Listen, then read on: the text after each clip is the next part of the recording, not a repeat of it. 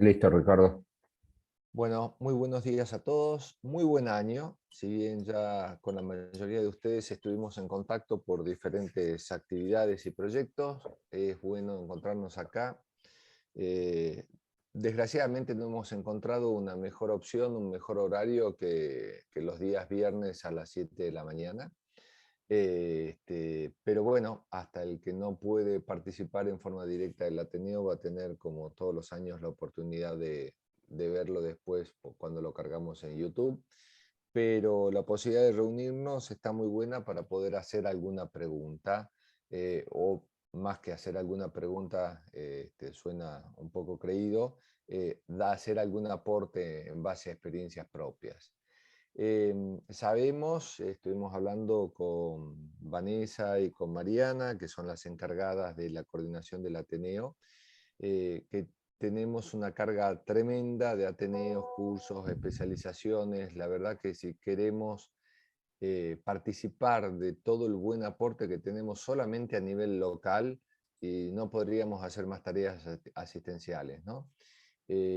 Pero no creo que sean muchas, sino que todas están disponibles, porque todas las instituciones grandes a través de los años han tenido ateneos propios, hemos tenido carreras de especialistas, hemos tenido cursos, pero todo lo que se hacía para 15, para 30 o para 50 personas, y hoy la verdad es accesible a todo el planeta, gracias a la tecnología y a una nueva forma de trabajo y de dinámica que hemos aceptado desde la pandemia, ¿no? Entonces, como nuestra actividad a nosotros nos junta, nos genera una discusión, siempre queremos darle un enfoque diferente, y hace un par de años que decidimos no seguir la línea del tecnicismo, ¿no? Solamente de cómo se hace una técnica operatoria en un momento determinado, que considero que con la práctica es lo más fácil de aprender, es lo más fácil de adquirir, sino darle un extra. Y ese extra, un año fue la certificación, el otro año fue la discusión o el abordaje transdisciplinario. Este año puntualmente lo que queremos hacer es hacer especial énfasis o hincapié en lo que es el diagnóstico, cuáles son las necesidades y opciones terapéuticas, y cuáles son las expectativas reales de cada procedimiento. Siempre uso como mismo ejemplo el tabique desviado, y no porque un tabique esté desviado lo vamos a operar. O no todo el paciente que tenga un tabique desviado y que tenga sintomatología se va a querer operar. Y no todo tabique que operemos, por expertos que seamos operando un tabique, va a tener el mejor de los resultados y podemos llegar a tener algún tipo de complicación. Así que, como para discusión y sacar un poco más de lo que uno puede llegar a ver en forma diferida, el enfoque especial de este año va a ser esa dinámica de entendimiento del por qué y para qué de cada acto que nosotros como médicos especialistas vamos a pretender. Así que, bueno, bienvenidos al Ateneo, bienvenidos a este nuevo año. Siempre las sugerencias son muy bien aceptadas, se las hacen llegar a Mariana toda o a Vanessa. Y en esta semana la demora es absolutamente responsabilidad mía.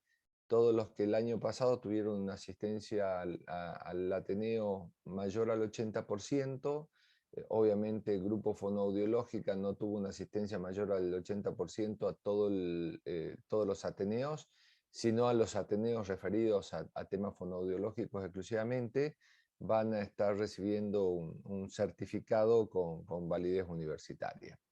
Así que, bueno, sin quitarte más tiempo, Flavia, y agradecido porque hayas aceptado dar el puntapié inicial de este año.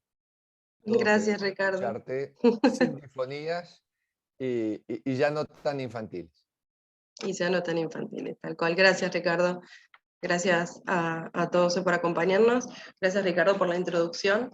Y bueno, hoy me toca dar inicio, en realidad, a los Ateneos de este año, con un tema muy interesante, muy importante, y que tiene muchas aristas distintas que tenemos que encarar y que más o menos tenemos que conocer como para tener una noción de qué vamos a hacer. Avísenme si se ve bien la pantalla. Todavía no, ahí está. Ahí se ve, Flavia. Bien, genial. ¿Ya se ve pantalla completa? Espera, un segundo. No, todavía no. Tenés que ponerlo como Apreta, presentación, Flavio. apreta ahí. Ahí sí. Excelente. Dale. Perfecto. Bien, hoy en el debut de los Ateneos del Servicio Otorrino de CEMIC vamos a hablar de disfonías infantiles. Como les decía, es un tema muy interesante y que tiene muchas aristas diferentes y que tenemos que conocer las distintas patologías que lo pueden causar como para poder orientarnos un poquito mejor al diagnóstico y a qué hacer y cómo manejarnos en cada uno de los casos. Para los que no me conocen, yo soy Flavia Dorman, soy especialista en otorrinolaringología y trabajo también en la parte de endoscopía respiratoria infantil, trabajo en CEMIC y trabajo también en el Hospital de Niños el Pedro de Lizalde, del Casa Cuna. Como sabemos, o a los que no sabemos, repasamos un poco el concepto de disfonía, se refiere a todo trastorno caracterizado por alguna alteración en la calidad de la voz, ya sea en el tono, en la intensidad, en el timbre o en la duración. Es importante cuando vayamos a evaluar a un chico tener en consideración las diferencias anatómicas que tenemos entre la laringe de un infante y la laringe de un adulto. Mayormente tenemos que considerar que la laringe de los chicos está posicionada mucho más alta que la de los adultos. La proporción de la longitud de la cuerda vocal es mucho más corta en los chicos que en los adultos, o sea, tiene una relación fonorrespiratoria de 1 a 1, la mitad se requiere para la fonación y la mitad para la respiración. Una de las cosas que nos permite esta laringe más alta es que los bebés puedan alimentarse, puedan succionar y a la vez respirar, cosa que se va perdiendo con la madurez. Acá hay un dibujo esquemático en realidad con la diferencia en la visualización de las cuerdas vocales del adulto y del niño, donde se ve la forma de la glotis que es muy diferente y que en los chicos está mayormente compuesta por la mucosa de los aritenoides. Hay también muchas diferencias histológicas en la madurez de la cuerda vocal. Estas son de las cosas más importantes que tenemos que considerar, sobre todo para definir un tratamiento que sea definitivo en los chicos. En los recién nacidos, la cuerda vocal tiene una arquitectura bastante flexible, tiene una lámina propia escasa, es mucho más flexible, el ligamento vocal empieza a aparecer mucho más adelante, después del año. Fíjense que tiene que ver también cuando empiezan a vocalizar mucho más los chicos, al principio solamente pueden llorar y después ayudan también a verbalizar después del año, los 2 años. No empieza a haber diferenciación entre capas, sino hasta después de los 5 o 6 años, y cuando el ligamento vocal se comienza a hacer más espeso, más grueso, y empieza a tener otra arquitectura y se empieza a parecer mucho más a la arquitectura de la cuerda vocal del adulto. En general, después de los 10 años está mucho más parecida a la de los adultos, y según la literatura, entre los 13 y los 15 años ya la cuerda vocal es prácticamente idéntica a la edad adulta. Por eso también es importante tenerlo en cuenta más que nada para las opciones terapéuticas que vayamos a implementar en los chicos.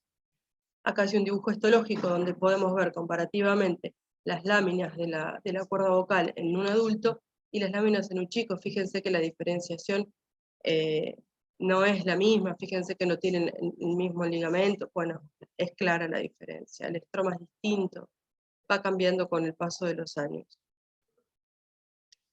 Por eso es importante pensar cuando nos llega un chico con disfonía a la consulta, a dónde nos llega, de dónde proviene y cómo llega a nosotros. Primero es importante evaluar en el interrogatorio el inicio de esa disfonía, quién se dio cuenta de esa disfonía, si alguna vez la notaron o no.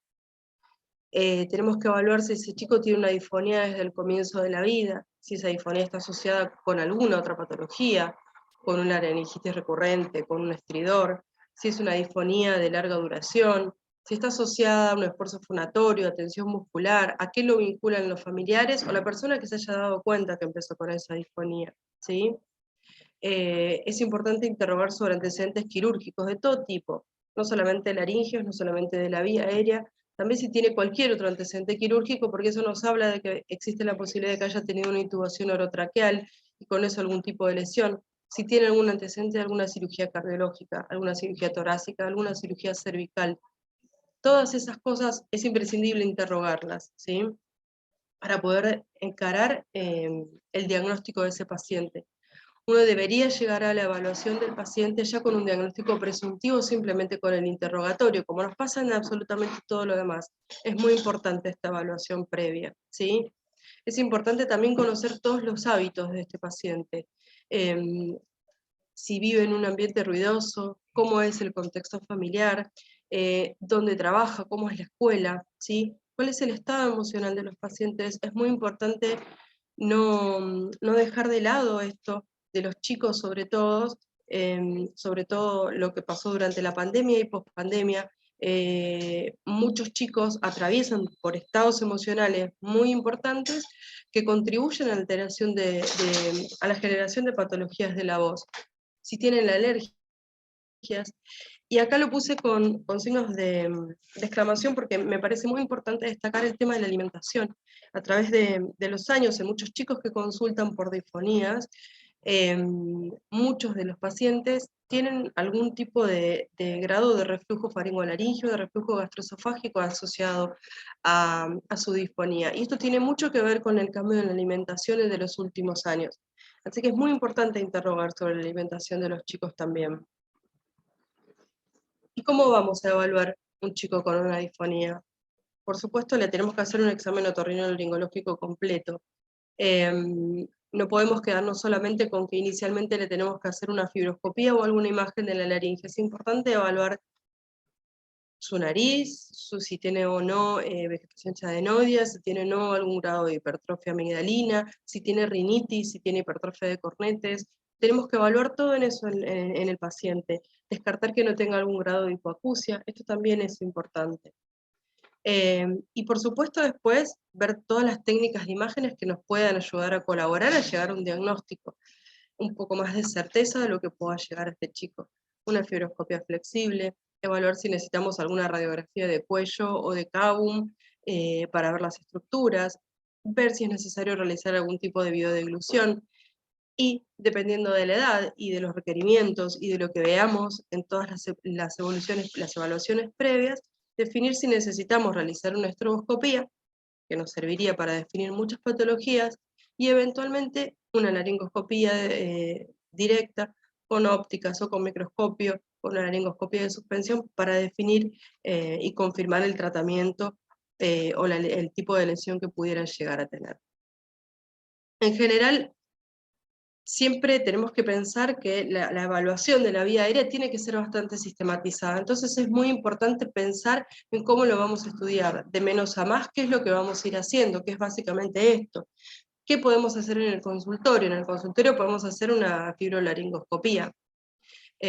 La fibrolaringoscopía nos va a permitir evaluar en el consultorio, en este caso de la nariz hasta la laringe, en general lo que es la parte de broncoscopía la hacemos directamente en el quirófano, y nos va a permitir una evaluación dinámica de la vía aérea. ¿Qué es esto? Lo que nos va a permitir ver sobre todo, y lo más importante es la motilidad cordal, y si tiene algún grado de hiperfunción supraglótica sobre todo, independientemente de todos los componentes que pudieran ser obstructivos, ¿sí? Esto se puede hacer en el consultorio con anestesia tópica, no necesita grandes complicaciones, pero no siempre es fácil de hacer esto en el consultorio y dependiendo mucho de la edad, de la colaboración del paciente y de los padres. En cambio, la endoscopía rígida o la microscopía para poder valorar la laringe de forma directa, la podemos hacer con el laringoscopio rígido en el consultorio, en pacientes mayores.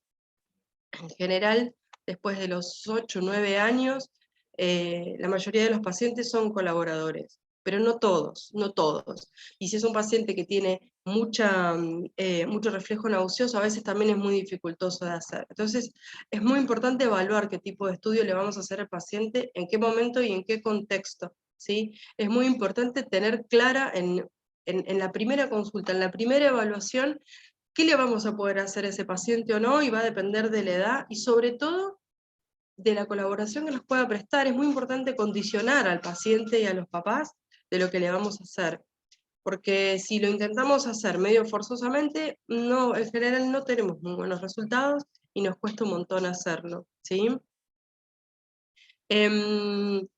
de lo que les decía recién, de los estudios que hacemos en general de los pacientes, una fibroscopía o despierto o bajo sedación, nos va a servir sobre todo para evaluar la motilidad cordal y todos los componentes que sean obstructivos, ¿sí? Pero no nos va a dar un diagnóstico de certeza 100%, porque la imagen del fibroscopio no tiene la misma nitidez que una óptica rígida, entonces muchas veces puede prestar a confusión algún tipo de lesión, y es imprescindible a veces realizar algún estudio adicional como para poder estar seguros de con qué nos estamos encontrando, ¿sí?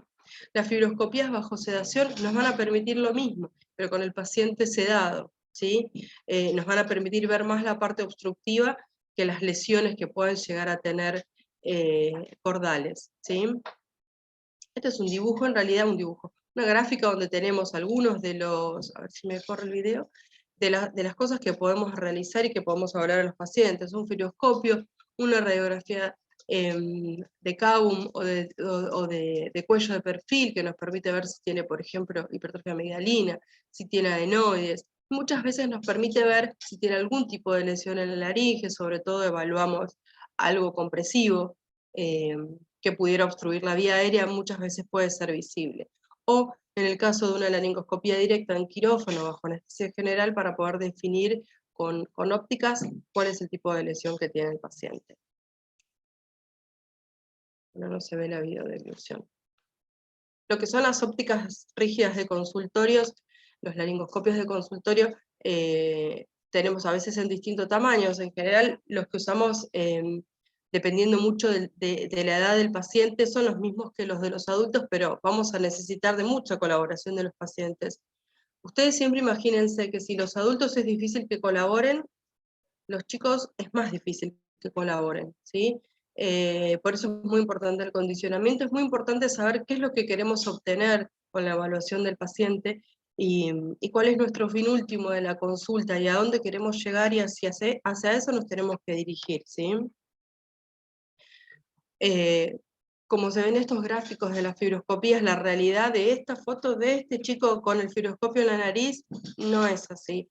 Una cosa es que a veces podamos evaluar y hacer una fibroscopía solamente de la fosa nasal, que tampoco es tan fácil de hacer en todos los pacientes, y otra cosa es que quedamos a hacer una evaluación de la laringe. Ustedes imagínense, uno le muestra este dibujo al paciente, a los padres y demás, ya cuando hay que ingresar a través de la fosa nasal, ya no gusta mucho, no importa la anestesia que pongamos, ya no nos divierte mucho, ya a nadie le gusta. Y nosotros tenemos que visualizar la laringe. Si todos acá, los que están en el Ateneo, alguna vez hicieron una fibroscopía, saben que si bien no es doloroso, es molesto. Bueno, para un chico esto le genera mucho miedo, le asusta mucho, le preocupa mucho. Estamos hablando de chicos en general, cualquier chico, no estamos hablando de chicos que usen la voz, que sean cantantes, que sean usuarios profesionales de su voz, porque esos no les queda más opción que vincularse mucho más tempranamente con este tipo de aparatos, y ya en algún momento lo gestionan diferente. Pero los chicos pequeños que solamente vienen a la consulta por inadifonía, no se manejan de esta manera, no se comportan de esta manera, ¿sí? Se enojan, patalean, se sacuden, gritan, lloran. Entonces la evaluación real de esa laringe no es tan sencilla como en un adulto, entre comillas, ¿sí? Tampoco cuando ven esta nena, por ejemplo, que se le está haciendo una laringoscopia rígida, que está bastante tranquila y que colabora, esto no es tampoco lo más usual, ¿sí? Lo más usual es que el estudio se tenga que hacer en más de una oportunidad, en el mismo intento. Si lo mismo pasa en un adulto, más en los adultos a veces tenemos que hacerlo 2, 3, 4 veces para poder ver la comisión anterior, a ver si tiene alguna lesión, ver si tiene alguna lesión asociada, ver si el cierre glótico está completo, ver cómo fona, si le hacemos la estroboscopía. Bueno, no es tan sencillo. En general empiezan a colaborar después de los 8 o 9 años. Entonces nos deja un gap de pacientes que no le podemos hacer este estudio, que es bastante importante, ¿sí? Ahora nos vamos a centrar un poquito más en lo que vamos a tener que ir pensando cuando un paciente se nos acerca con una disfonía, y de todos los que son las patologías que nos generan disfonías, que son patologías congénitas, voy a tratar de hablar un poco más superficialmente, porque si no nos vamos a ir mucho en el tiempo, ¿sí? En general a todas las disfonías siempre las podemos separar, en todas las que son orgánicas y todas las que son funcionales, como a grandes rasgos, ¿ok? La disfonía funcional solamente nos habla pura y exclusivamente de alguna alteración en el comportamiento fonatorio, con alguna falla en la adaptación, en la coordinación, en la fonorrespiración, mucha patología que es bastante frecuente de aparecer en los chicos, y que nos condiciona que después nos pudiera aparecer alguna patología orgánica, ¿sí? Las patologías orgánicas, las que más frecuentemente nos encontramos en el consultorio, son las secundarias a alguna alteración funcional, suelen ser inflamatorias, suelen ser por trauma crónico de las cuerdas vocales, pueden ser por estrés cordal permanente, por gritos, por pacientes que tienen mal uso de la voz, los nódulos, algún pseudoquiste. La mayoría de los chicos lo que más vemos son nódulos, mucha hiperfunción, supraglótica solemos tener, ¿sí? Y después tenemos todos los que son patologías congénitas, orgánicas, traumáticas, iatrogénicas, neurológicas y tumorales, que son un montón de patologías que nos pueden causar una disfonía y que también las tenemos que pensar, y por eso lo más importante es ahí encarar en el interrogatorio, tratar de descartar todo esto. En realidad lo que hacemos al descartar todo esto es quedarnos con lo que pudiera llegar a ser una disfonía funcional. Es la más frecuente. Y dependiendo de la edad y de los antecedentes del paciente, las vemos muy frecuentemente. Sí, las vemos mucho y las hemos visto mucho post-pandemia. Yo por lo menos he tenido muchos pacientes post-pandemia con mucha alteración funcional de la voz. Cuando un paciente en general, como primera cosa que tenemos que pensar cuando nos presenta es cuándo empezó con esa disfonía y pensar si fue antes o después del año. Nosotros, si sabemos que fue antes del año, en general, lo primero que tenemos que pensar es en cualquier patología congénita o en algo traumático, ¿sí? O en algo que pudiera estar relacionado con algún trauma obstétrico, con algo quirúrgico, con intubaciones previas. En general, las que empiezan a aparecer después del año, puede ser algún otro tipo de patología, ¿sí? Por lo general, siempre adquiridas, obviamente. Dentro de las congénitas vamos a hablar de algunas en particular que generan disfonías, pero todas generan disfonías del nacimiento. Entonces, el diagnóstico suele ser un poco más temprano y suele ser como más rápido. En algunos casos, no en todos, porque a veces la sospecha es baja, entonces el diagnóstico se hace después. Una de ellas es la membrana laringea, ¿sí? Que es un paciente que está disfónico desde el nacimiento. En la membrana laringea se ve una alteración en la recanalización durante la edad embriológica, donde se forma una membrana entre las cuerdas vocales, y según el grado, del 1 al 4, es de más anterior a de más posterior. Es una patología bastante poco frecuente dentro de las laringopatías congénitas en sí, ¿sí? Lo que tiene de importante esta patología, además de la disfonía, es que puede asociar algún grado de disnea o de estridor según el grado de cartílago cricoides que pudiera llegar a comprometer. Acá hay unas imágenes sacadas del libro del doctor Monnier, donde hay una diferencia, en realidad, donde están todos los grados de las membranas laríngeas que pudieran aparecer, y abajo, en realidad, lo que se grafica, debajo de cada una de las laringoscopías de las membranas, es el grado del compromiso del cartílago cricoide, donde ustedes ven que esta membrana laríngea está asociada además a una estenosis subglótica, ¿sí?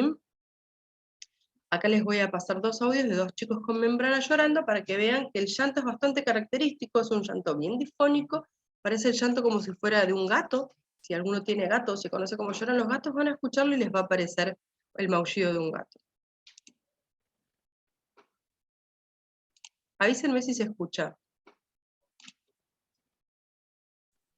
No, Se escucha Flavia, bárbaro, No se tenemos escucha sonido. bárbaro y no, tenés voz de locutora a la mañana. en los videos no se No escucho escucha. nada, habla mucha gente y no escuchan lo que dicen. Flavia, no se escucha. ¿Pusiste compartir audio de la computadora? Sí, pero esperen que descomparte y vuelvo a compartir. Fíjate el volumen del video, si no. No, está alto. Y si no, como dice Carlos, ya que tenés tan buena voz de locutora, imítalos a ver qué. Nos reímos un rato. Poné compartir audio.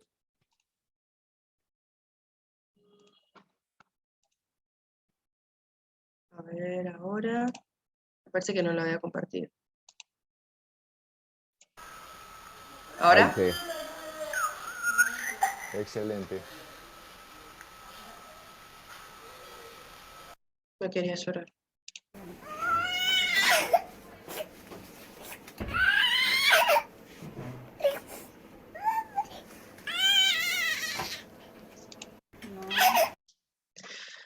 En estos pacientes habitualmente lo que pedimos, algunas de las veces, es pedimos alguna radiografía de perfil de cuello como para ver si tienen compromiso cricoideo, les hacemos una fibro. Lo que van a ver en las dos imágenes, en realidad, la diferencia de cómo es la visualización de una laringe con un fibroscopio. Por más que esté grabado, es indispensable siempre tratar de grabar todas las fibroscopías, porque después las podemos revisar y analizar. Y lo que es una laringoscopia directa, cómo hay muchas diferencias en la calidad de la imagen y cómo nos lleva al diagnóstico. Obviamente esto, si tenemos un fibroscopio con chip en la punta, se ve muy lindo y muy distinto, pero no todos tenemos la posibilidad.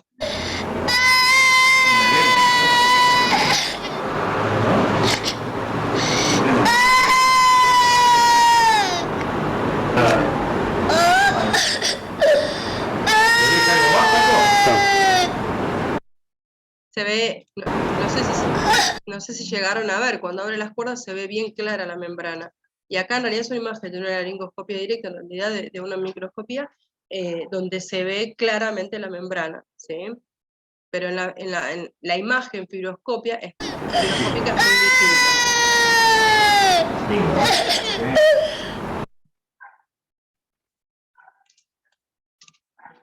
No me deja ver.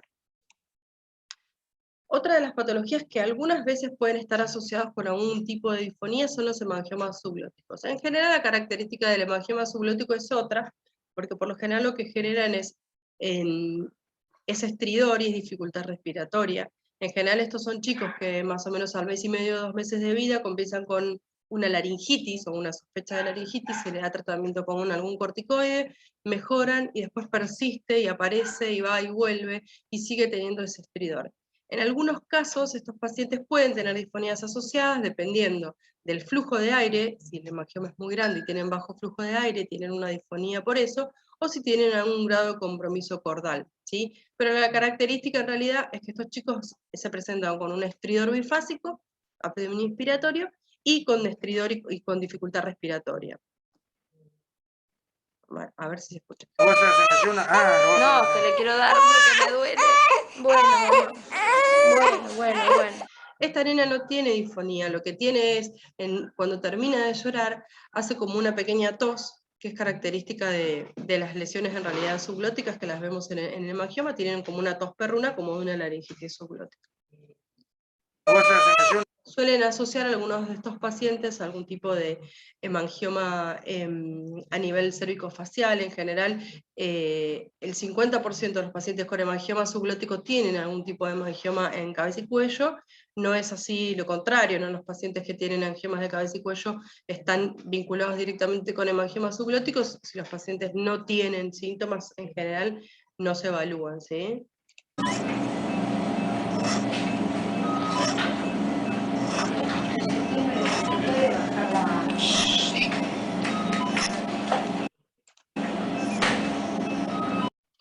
Ahí se ve perfecto debajo de las cuerdas vocales, esta imagen en realidad de ambos lados rojo vinosa que corresponde al hemangioma. El tratamiento del angioma subglótico es médico, se usa propanolol, la misma dosis que usan en dermatología, con controles al principio cardiológicos para ver que no tengan alteración de la frecuencia cardíaca, con glucemias y demás. Dependiendo del paciente, bueno, y de su evolución en general se usan durante el primer año de vida, en algunos casos a veces hay que continuarlo un poco más, pero por lo general al año de vida ya evoluciona favorablemente, tienen la misma evolución que los demás angiomas. Otra de las patologías que nos encontramos dentro de las disfonías congénitas es la parálisis cordal. La realidad es que si bien es la segunda en frecuencia de las laringopatías infantiles, la que nos solemos encontrar nosotros es la parálisis cordal bilateral en los niños, donde la característica también de esta patología es el estridor y la dificultad respiratoria. Hemos tenido algunos pacientes con parálisis cordales unilaterales que se comportan en los neonatos, sobre todo en los pacientes más pequeños, como si fueran una bilateral. Es raro y es poco frecuente que nos encontremos con una parálisis cordal unilateral que esté en abducción y que nos pueda causar una disfonía. Hay, sí hay, y tenemos que buscarla, y tenemos que sobre todo descartar que no tengan una patología del sistema nervioso central, ¿sí? Es importante para cualquiera de las parálisis cordales de los neonatos evaluar que no haya alguna patología del sistema nervioso central, o alguna anorquiaria, algo tumoral, o algún otro tipo de lesión que nos pudiera llegar a estar causando esa parálisis. Y eventualmente también algo cervical, que no tenga alguna masa o algo que esté comprometiendo alguno de los nervios laringeos. Estos videos de arriba corresponden a una parálisis cordal bilateral. Esto es como lo vemos habitualmente, como se presentan, que van a ver que tampoco tiene disfonía, pero por ejemplo el paciente de abajo tiene una parálisis unilateral, es un paciente con patología neurológica, donde van a ver que además de la parálisis unilateral y de su disfonía, tiene además muchísimo lago faríngeo, ¿sí? Tiene un trastorno de glutorio asociado.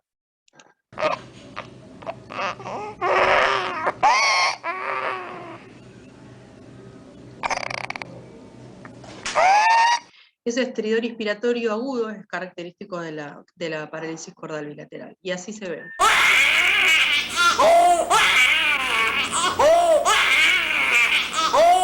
Para esto es importantísimo la fibroscopía con el paciente despierto. Este paciente no lo podemos evaluar dormido. Si bien a simple vista pareciera que moviera las cuerdas vocales, en realidad no las mueve, lo que hace simplemente es descenderla en el intento de inspirar. Se escucha perfectamente el estridor en el momento de la inspiración.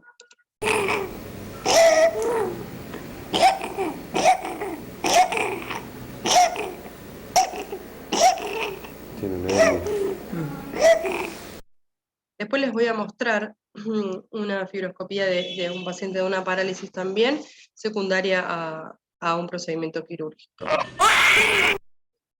Otra patología, esta todavía la vamos a pasar un poquito más por arriba, que a veces puede asociar también disfonía, es la hendidura laríngea. La hendidura laríngea es muy poco frecuente, y lo que sucede acá en realidad es que hay una comunicación entre el esófago y la laringe. También se separa, en realidad, o sea, es el diagnóstico de distintos grados, según el grado de compromiso que tenga, desde el cricoides hasta la carina traqueal. Puede ser muchísimo más grave, a veces puede estar asociado a algunas otras patologías, muchas de esas otras veces. Y lo que tienen a veces dentro de esta disfonía suele ser un llanto difónico, tienen un síndrome aspirativo importante. A veces ese síndrome aspirativo lo que hace es inflamar la laringe y generar esta disfonía por la parte inflamatoria, por un lado, y por otro lado ahora vamos a ver algunos dibujos, acá como les decía, los distintos tipos de hendiduras que puede haber. Acá donde se ven fibroscopías claras, donde se ven los cartílagos, los aritenoides que están separados, parece que tuviera bien profunda la hendidura posterior, en realidad no es que está profunda, sino que el cartílago cricoides está abierto en realidad en la parte posterior. Y acá con una laringoscopía de suspensión, podemos ver que se ve bien la comunicación ahí con el esófago, que está muy muy cerca.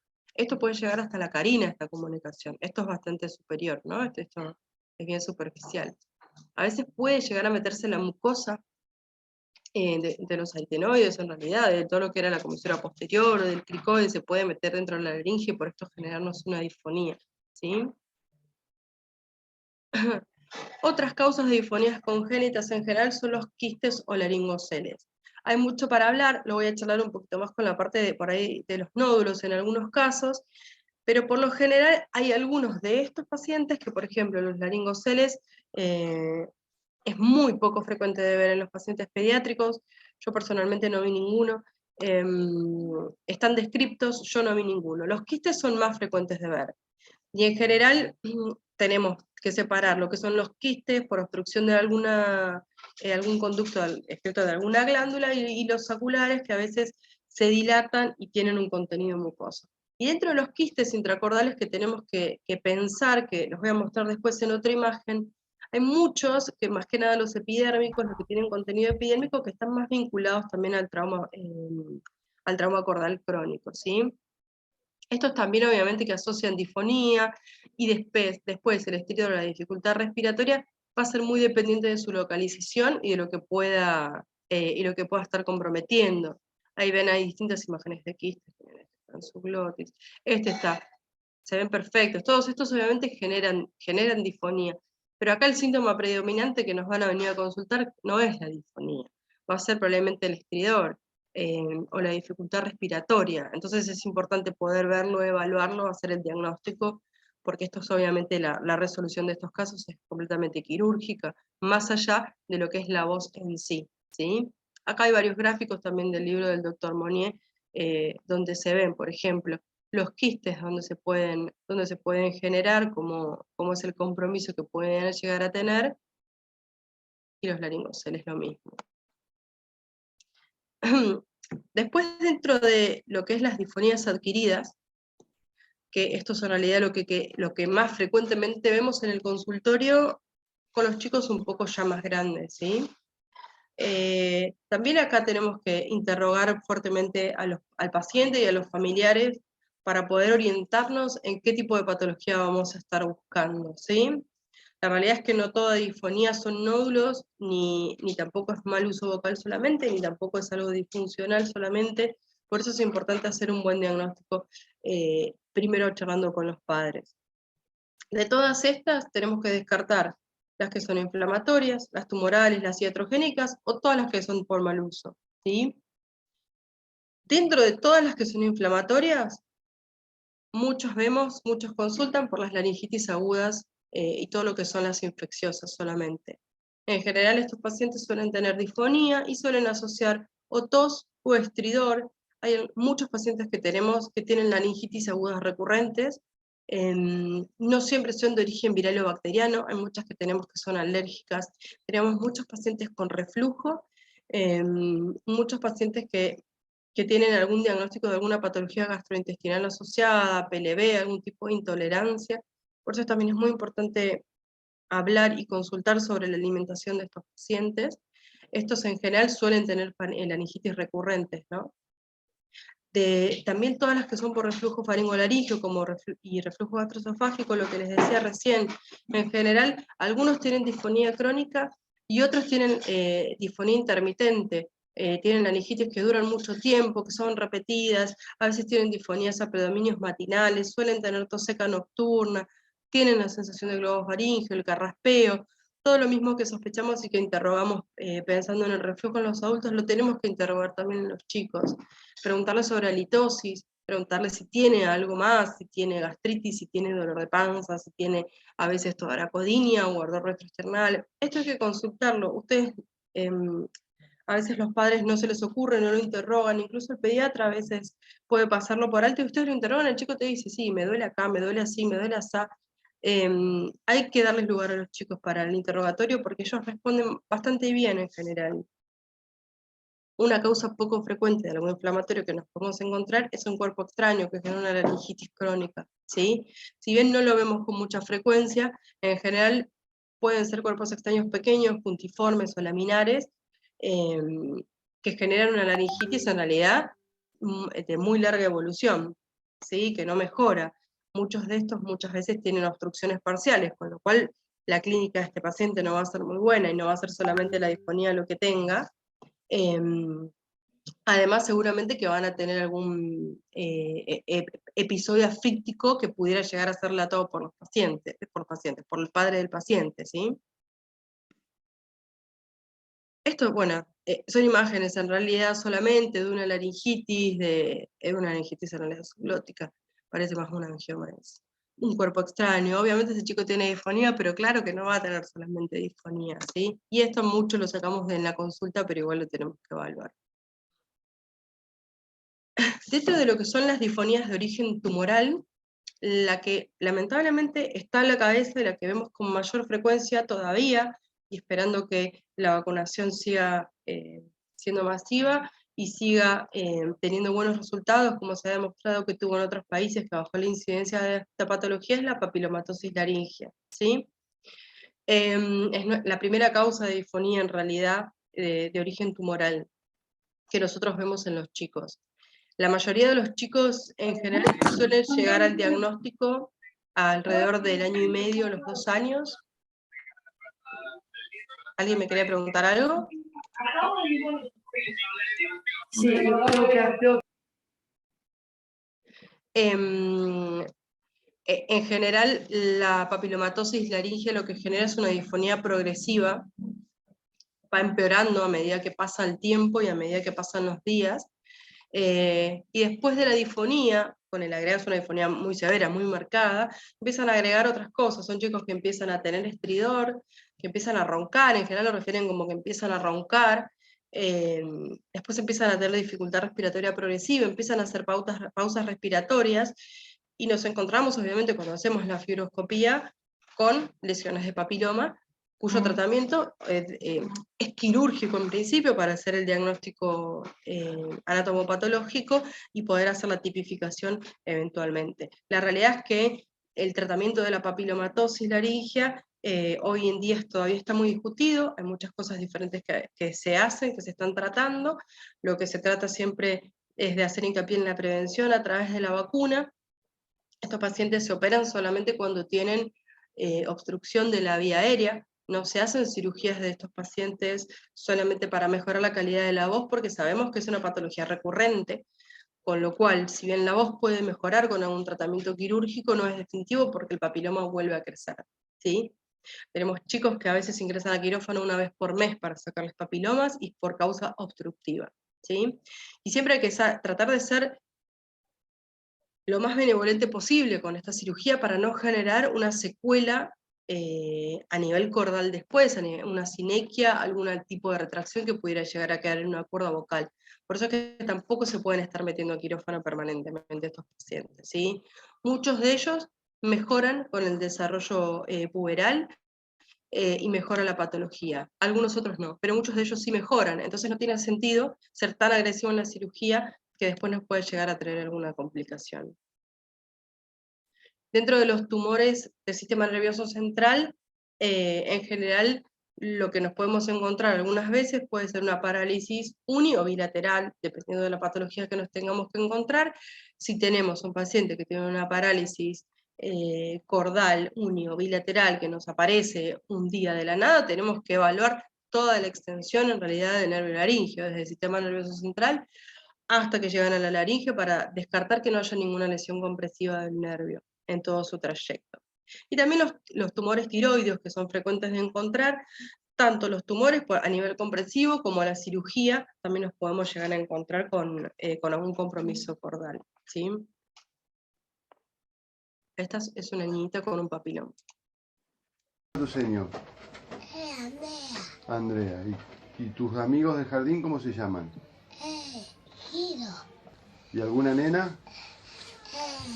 Angie. Angie. ¿Y vos tenés? La disfonía es muy marcada, entonces son chicos que llaman la atención la disfonía en el momento que entran al consultorio. No es un chico que mejora la voz en ningún momento. Nico, sí, otra vez. En la fibroscopía de abajo se ve bien la lesión papilomatosa que está en comisura anterior, no se ve bien la implantación, pero se escucha la voz del paciente, que también es muy difónico también, ¿no es cierto? Así que llaman la atención, no es un paciente que pasa desapercibido y que uno dice, no, bueno, veo si la tengo que evaluar o no. Nico, sí. ¿Sí? Y dentro de las disfonías de origen iatrogénico, a la cabeza y sobre todas están las parálisis postquirúrgicas, ¿sí? Como les digo, por lo general nos encontramos afortunadamente con parálisis unilaterales, y va a depender de dónde esté posicionada esa cuerda, la clínica que nos dé. La mayoría de las veces nos encontramos con chicos con disfonías porque la cuerda suele quedar en una posición paramediana, ¿sí? Y vamos a tener que evaluar qué tiempo de evolución tiene esa patología y qué antecedentes tiene. Las cirugías cardiovasculares son las que más frecuentemente generan alteración del nervio laríngeo inferior izquierdo, así que nos solemos encontrar con parálisis de la cuerda vocal izquierda, ¿sí? Lo mismo en las cirugías de tórax, hay que siempre interrogar si tiene algún tipo de cirugía de tórax, antecedentes de atresia de esófago es bastante frecuente, las cirugías de cuello, de cabeza y cuello, cualquiera de ellas, cualquiera neuroquirúrgica también es importante de evaluar. Y dentro de la posintubación son menos frecuentes, nos podemos encontrar con luxaciones aritenoides, sobre todo en las intubaciones que hayan tenido alguna intubación traumática, algún granuloma, no es frecuente pero los vemos, estenosis subglóticas, nos podemos encontrar que también nos genera disfonía por disminución del flujo de aire, en realidad por alteración de la motilidad cordal, y las sinequias. Dentro de las sinequias, si bien en esta imagen se ve una sinequia anterior, que puede ser secundaria a alguna cirugía, sí son bastante importantes en los chicos, y en las intubaciones prolongadas, o en las traumáticas, las sinequias de comisura posterior. Esto sí lo vemos con más frecuencia. Y la sinequia de comisura posterior también es importante porque es bastante difícil a veces en el diagnóstico fibroscópico evaluar si es una sinequia de comisura posterior o si es una parálisis cordal. Entonces es importante hacer una evaluación bajo anestesia general para poder ver si los aritenoides a la movilización pasiva se mueven normalmente, y en realidad lo que tenemos es alguna alteración secundaria, alguna patología nerviosa, o si lo que tenemos es una sinequia, ¿sí? Y esa sinequia lo que hace es que esos pacientes en general queden con las cuerdas vocales inmóviles en una posición. Entonces, dependiendo de cómo estén, muchos de ellos nos van a venir con una disfonía, y muchos de ellos además también con estridor, ¿sí? Entonces es importante. Son las que más vemos de la posintubación. En general, bueno, después de las estenosis subglóticas. Las luxaciones aritenoides, por suerte, son menos frecuentes y los granulomas también son poco frecuentes. Esto, por ejemplo, es un granuloma subglótico secundario a una intubación.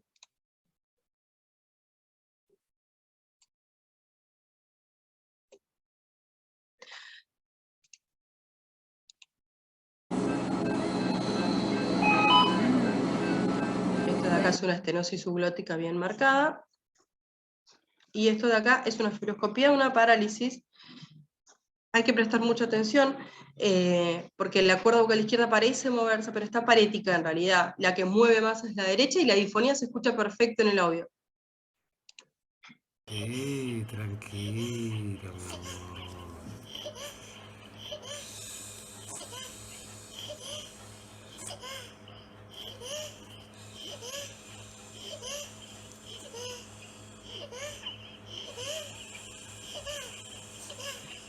Esto en general es lo que más frecuentemente podemos llegar a ver como disfonía secundaria a intubación.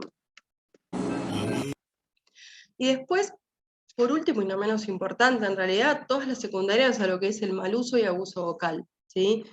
Estas son las que mayormente vemos en el consultorio, las que más nos llegan, porque son las que suelen aparecer, o las que solemos ver, o las que suelen evaluar muchas veces las docentes, o muchas veces las fonoaudiólogas que están tratando a los chicos por alguna otra razón, o chicos cuando empiecen a hacer actividades extraescolares y empiezan a ver que pueden aparecer algunas otras patologías, ¿sí? Y estos son los que nos llega después a la consulta, que por lo general no llegan tan tempranamente y suelen estar asociadas, o no suelen tener un síntoma tan claro como para que el padre le llame la atención desde el principio, ¿sí? Dentro de estas, obviamente que primero tenemos que pensar en todos los que son las disfonías funcionales, donde no tenemos ningún tipo de lesión anatómica visible en la cuerda vocal, y esto representa un alto porcentaje de todas las disfonías infantiles, que suelen ser de tipo hipertónico. Son los pacientes en general que todavía no tenemos la lesión en la cuerda vocal, pero es un predisponente. Entonces es muy importante una intervención temprana en estos chicos, para ya después dar lugar a otras patologías, como los nódulos, o los quistes, o los sulcus, o los pseudoquistes, que tenemos que ir pensando ya en otras edades. En general, estos pacientes nos llegan al consultorio a los 4, 5, 6 años, ¿sí? No llegan por ahí tan temprano como una parálisis, que una disfonía es mucho más marcado, ¿sí? En los nódulos lo que tenemos obviamente es un aumento de la masa en la unión del tercio anterior con el tercio medio de la cuerda vocal, lo que nos genera obviamente un cierre glótico incompleto y una disfonía marcada. Dependiendo del estadio evolutivo de esos nódulos, va a ser más o menos permanente esa disfonía, ¿sí? Algunos empiezan en algunos episodios, después de estar todo el día en el colegio, después de jugar al fútbol, después de un cumpleaños, después de un día que gritó, y en algunas otras veces, y en algún otro momento, se van haciendo como más crónicos en el tiempo, ¿sí? Estas dos primeras son las que más frecuente vemos en el consultorio. ¿Son las únicas? No, no son las únicas. Por eso a veces es indispensable hacer más evoluciones y definir si tiene algún otro tipo de patología.